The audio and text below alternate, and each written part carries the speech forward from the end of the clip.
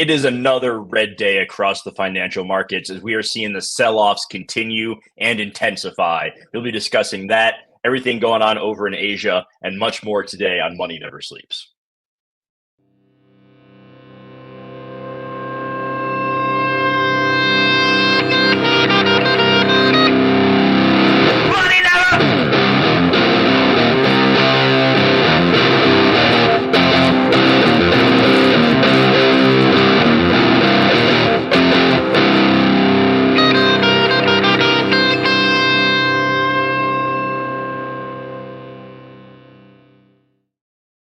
Thank you for joining us today, everybody. As we get going, do us a favor, like, subscribe, all that good stuff is appreciated.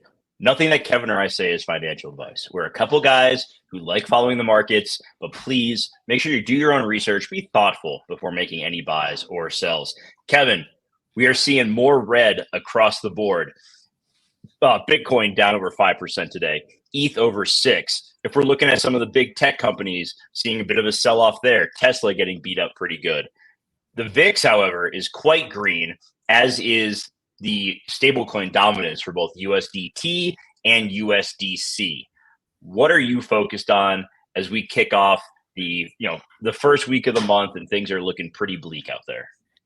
Yeah, man, there's I think it's that trifecta of gold, the dollar, and the VIX right now. You can even throw in oil there if you want to take the VIX out of things, but it seems like things that shouldn't be going up together are, and that's kind of a scary thing, right? So what I'm seeing right now is that we're in a very dangerous play in terms of the VIX. I didn't say this, I think I said it on Twitter last night, but there is a point where we are right now where it's the most overcrowded trade since 2018 when volmageddon happened, where everyone was just short volatility. And then in a matter of time, this thing just broke out and we saw the VIX shoot to 40 in a matter of one trading day. Now, it's the most overbought since 2018. That's kind of keeping my focus right now because they said the conditions are perfect for that right now. And with gold being, kind of this hedge that people are betting against the entire equity market with, and the dollar being still strong up here and how the implications that has for the yen, I think that the VIX is probably going to be the most interesting thing to watch for the next month or so. Yeah, we're once again, as we discussed yesterday, a new all-time high for gold, approaching 2,300. Oil continuing to move up. Brent Insane. crude now almost at 90. So there's the warning signs are there. The rebalancing of portfolios is happening. People becoming a little more risk averse, and that's being reflected as well in some of these, moderate duration bonds. We're seeing the 2-year, the 1-year, the 6-month. All of these are kind of seeing a little bit of movement into them, as a lot of traders are wanting to wrap up these higher interest rates while they still can. What else are you seeing? We're going to keep this one kind of short today. There isn't a ton to go into. I do want to discuss a little bit of what you were sending House and I earlier around some problems going on in the commercial real estate market. Yeah, man, this is hilarious because Fitch, as we all know, credit rating agency, comes out and says that they estimate that 3 out of 4, so 75% of U.S. conduit office loans maturing this year are likely to default. Wow. 75% of everything that is maturing this year, they're already expecting to go into default. That's a big number. It's more than half. So that just tells you that they're expecting that people just don't have the capital or the collateral to post up in order for when these loans come due. And with that being the case, we're probably going to see a lot of failures across the entire sector. Anyone who has exposure to that is also going to be affected by this, right? And just let's think about it this way. That's just this year. Next year, same exact problem, just different loans that are maturing. So it's going to be really problematic if we get into a labor market that Jolt's data, whatever that bullshit is. We don't really count that fucking shit anymore. Sorry to get so so casual with it, but we're looking at this in terms of when unemployment does go, and it's probably going to get to a point where there's not going to be people working, and these companies aren't going to be making nearly as much money, and then they're just stuck with some of these buildings. Well, of course, some of these loans are probably going to go bad, and who's it going to fall on? The banks. And what's going to happen to the banks? Receivership. So we're in a really sticky situation here for the next 2 years with some of these CRE loans that are going to come due. And the funny thing is, too, with these CLOs, the big banks are not they're not safe from any of what's to come. They want to be holding the swaps on those, and they're holding literally the CDOs on this shit. And as we know, those do not do well if the market tanks. And so they're probably looking ways to get rid of some of these right now if they're smart. If they're not, then well, you're probably going to see the likes of some major failures across the banking sector. Which ones? Your guess is best as mine. Some of them will be able to manage it better than others, but I do know that Citibank is one of them that we have to keep an eye on. Just they've always had problems when it comes to these CDOs, man. Let's not forget 2008 when their stock dropped from $550 to like $10. So anything could happen in this market. That is the kind of drop you only see in meme coins these days. Let's touch on those numbers real quick. For the job openings, everything came in as expected, same as the previous month, 8.8 million job openings allegedly.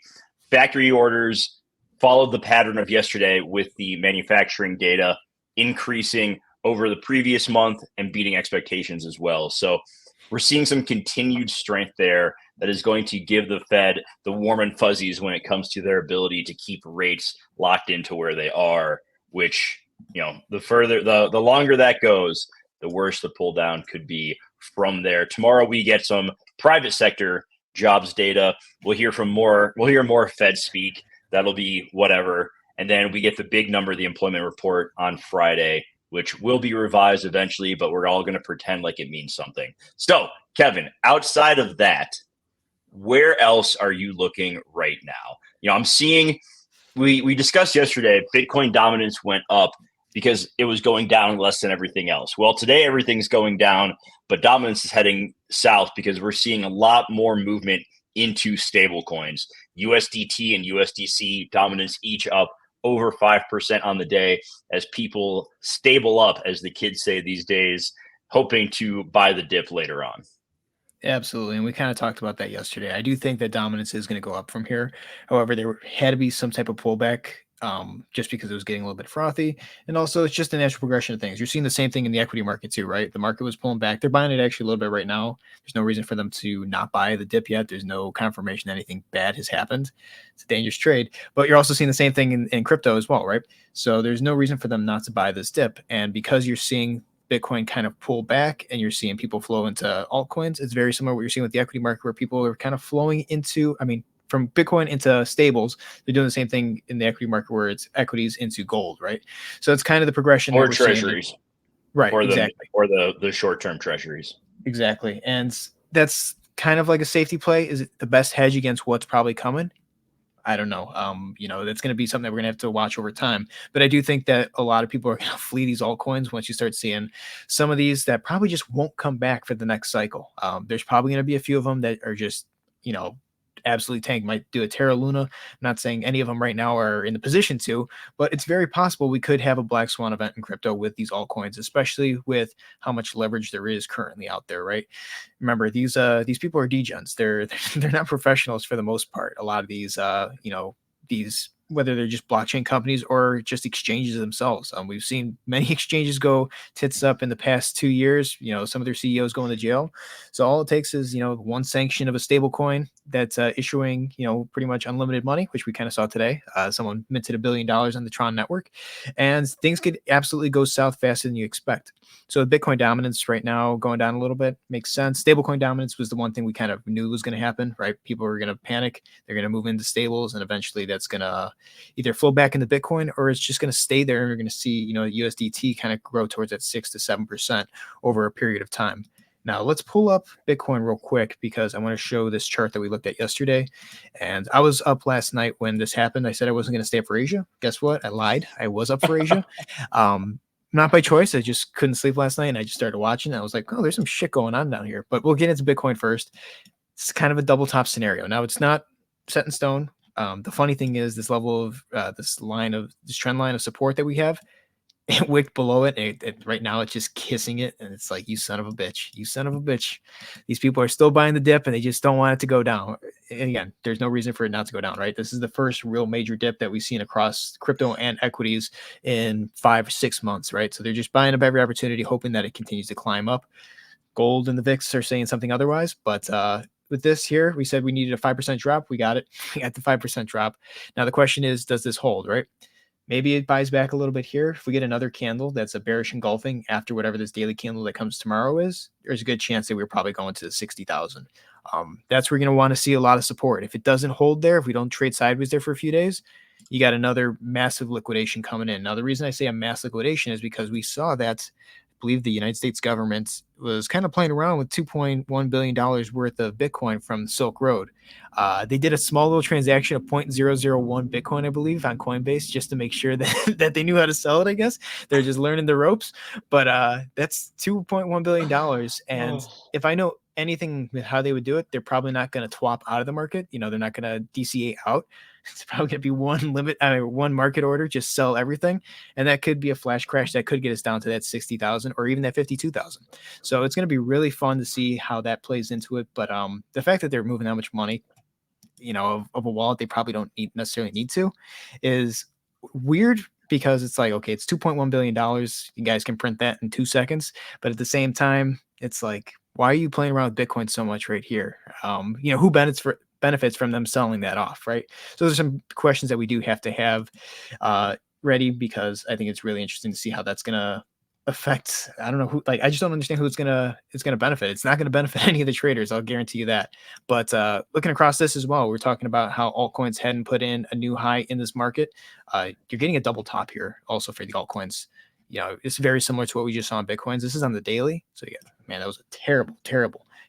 There we go. One top, two top. It's kind of, that tells me that there's going to be some pullback at some points. Maybe it's more significant. I'm fucking pressing the wrong buttons today. More significant. We can see this. We kind of had this pull down here. Let's see what happens. But the dangerous thing is, because of how fast we shot up in this period from February, our little alt season that we did have, if you don't hold support at 633 billion, which is roughly, roughly about 10% down from here. This is where we're probably going for the alt market cap for total 3 minus Ethereum. You're probably going 25% down. You're going to probably find some support here around 533. So you can do the math, 25% or so, 30% for some altcoins. And that's a big move to the down. I think that kind of plays in with how we're going to see dominance. This bleeds faster than Bitcoin just because there's less money. It's less liquid. Kind of leads into Bitcoin dominance going up from here, and then probably stablecoin dominance just as well, doing really well.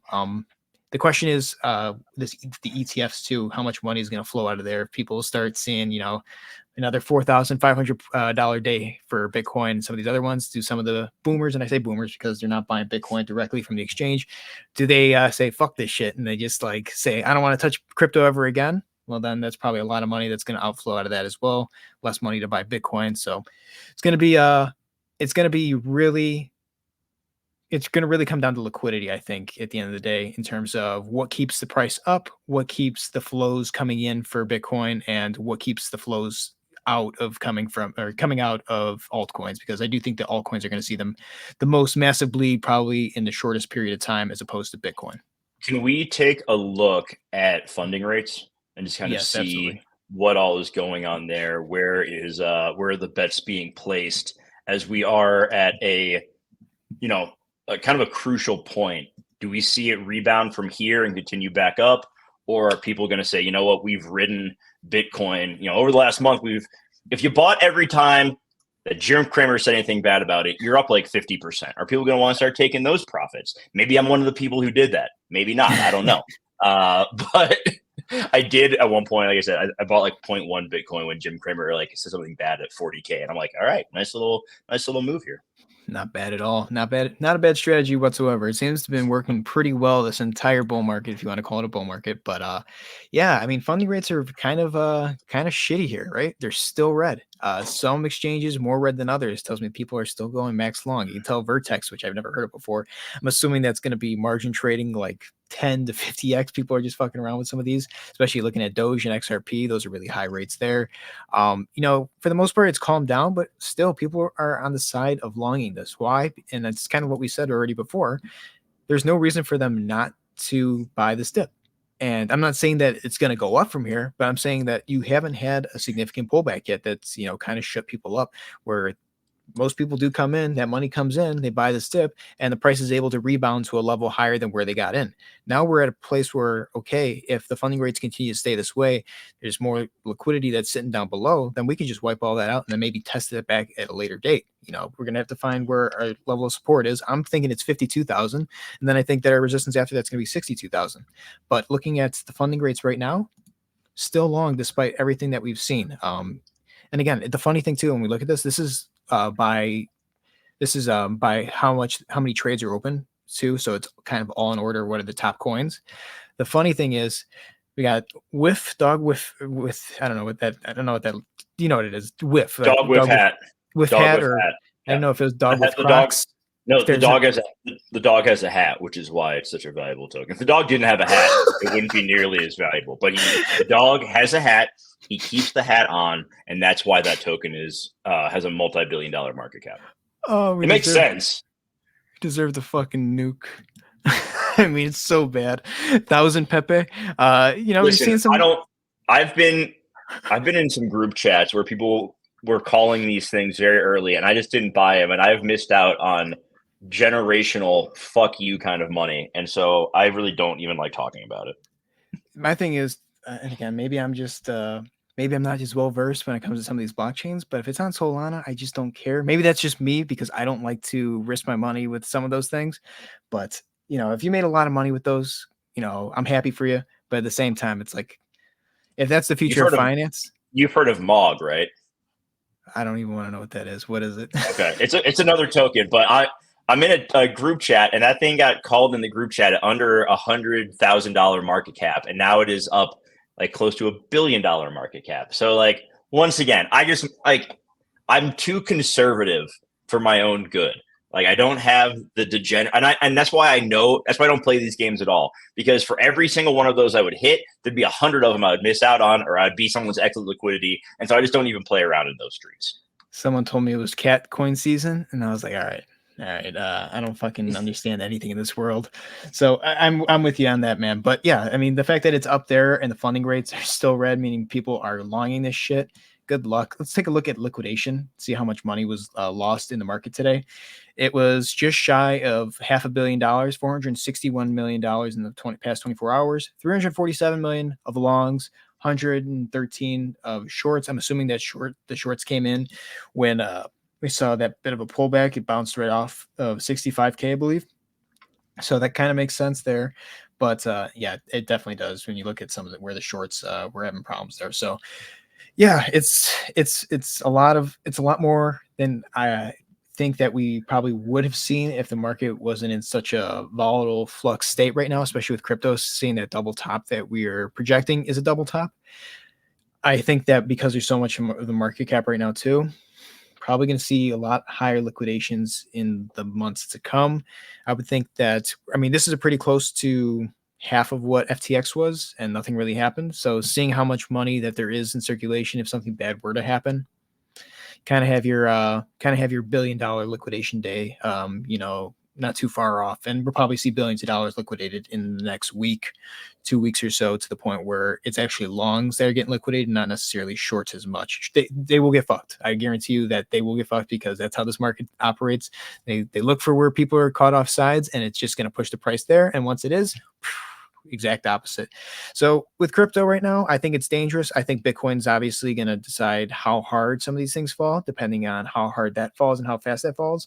It's not going to be terrible in my opinion. I think alts are going to be the ones that you kind of have to watch. You get under 60K, man. I think we're going to 533 billion on that total 3, and good night for pretty much some of your favorite alts. You'll probably see stuff like Matic hit like 65 cents, Link probably closer to that $12-13, which isn't huge compared to where we saw it early in the year, but it's still a big move for people who got in really late. Okay. All right. That's enough talking about some of these things. Anything else before we wrap it up for the day? Let's talk about a rumor. Let's finish with the rumor that happened in Japan last night. Again, rumor because I don't necessarily know, but I do trust the source that was talking about it. And word was that there was a bank in Japan that had to post a shit ton of collateral because they were getting margin called.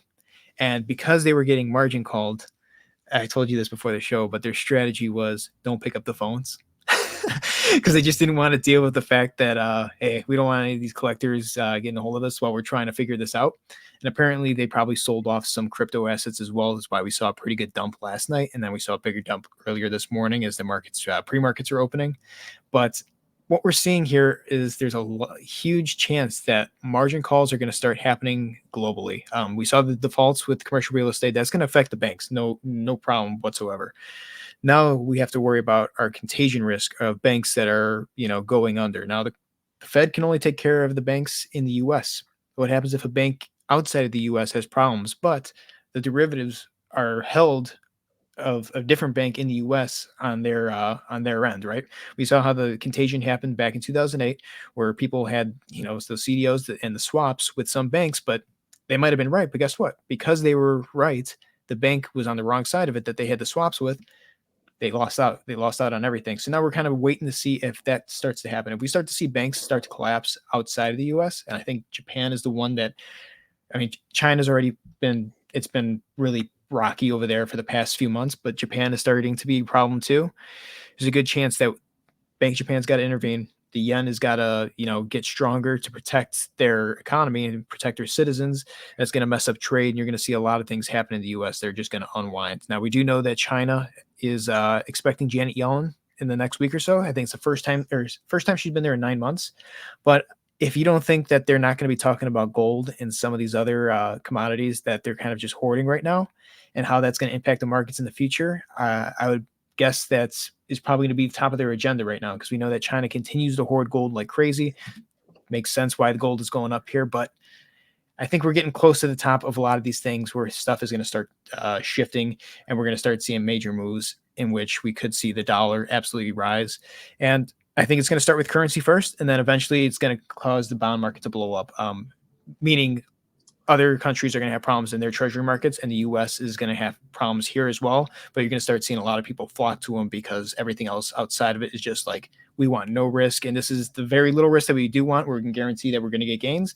We'll take our 4%, call it for 2-5 years, whatever, how many years we want to lock it up. And we'll worry about what happens in the aftermath after that. But we just can't risk losing anymore. And I think that's going to cause the equity markets just to spiral down. So seeing and hearing rumors of margin calls already, very scary. I think that's we're good to leave it, because anything can happen in Asia overnight. The U.S. just doesn't react to it necessarily as strong as Asia has been reacting to some of the problems in the system. I love that strategy. Just don't answer the phone. Great strategy. If we don't answer the phone, we don't have to deal with this problem. I'm going to start trying that out from now on. Yeah. I'm just going to rack up debt and just not answer the phone and see how that goes. All right. That is going to do it for today's show. Appreciate you for joining us. If you've not yet, like, subscribe, drop a comment, all that good stuff. We'll be back later this week to cover the latest in the financial markets. Until then, stay safe out there, and we'll see you next time. Take care, everyone.